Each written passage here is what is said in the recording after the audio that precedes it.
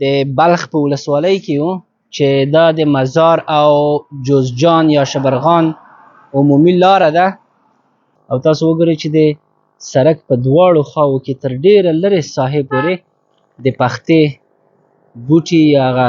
نیالګي په نظر باندې راځي ښکارېږي. پخته معمولا په شپږو میاشتو کې هغه د ژوند دوران یې 6 میاشتې دی او په 6 میاشتو کې رسیږي چې دغه دي تاسو وګورئ دلته ډېرې ښې غوټې یې کړي دي د سړک نه داسې ښکارېږي لکه سپین ګلان یې چې کړي وي او چښتن یې نشته دی رش کوم به یې نه داسې کمه به کش کړمه 3 وارې حاصل ورکوي او د هغې نه وروسته د حاصل مرحله یې خلاصیږي. دا د موږ او د تاسو یو د تجارتي محصولاتو څخه دی الحمدلله چې په خپل هیواد کې موږ لرو او هغه کرل شوې ده.